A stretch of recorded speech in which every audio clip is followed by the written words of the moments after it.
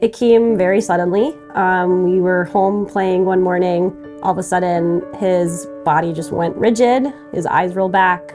He started shaking, foaming at the mouth, and we very quickly realized that it was a seizure. He wasn't responding. I'm trying to say, like, it's mama, like trying to get a reaction from him, but he wasn't there. The EMT looked at us and said, if this was my child, I would send him to Maria Freri. For the next year and a half, we were just waiting for something to happen.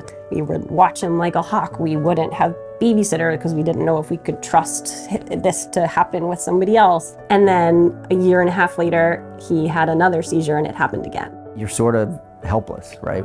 You don't know why it started, you don't know how it's gonna end, and you sort of just go through the emergency checklist, which is like, just call 911. Somebody here has to know something. There's a tone in somebody's voice when they call your name when something is wrong. That seizure lasted 13 minutes. The rescue medication unfortunately didn't work because at that point he had outgrown the dosage and he had been healthy.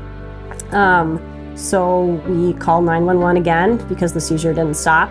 And we went back to Maria Freri. And when the EMTs were there, they actually tried to tell us that it was not the closest hospital. And I looked at them and I said, we are going to Maria Freri. That is where his neurologist is. Like, you need to take us there.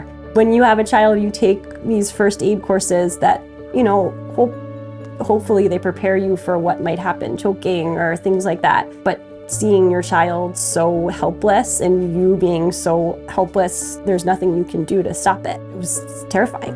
And in that moment, you're just trying to figure out what's happening. He is almost 2 years from having a seizure, and he's been otherwise healthy for the last 2 years. We have been able to rely on each other. I think if people see us playing in a park, they just see a couple of people having fun. And I think we have a family unit that is able to weather storms in ways that I'm very proud of. Dr. Overby was just fantastic, and all of our time with him, you're there in a time of crisis. You're not understanding what's happening. It's like these things are happening to your children that you can't explain. He had this incredible way of making you understand what was going on, and explaining to you these terms and these things that as a doctor they talk about all the time, but as a parent who is terrified, it's hard to understand and hear these things. When you see people in their worst day, it gets hard to, and I can imagine that they get a little numb to the conversations that they have. And when you're able to connect with somebody that you don't know and make it personal, it helps.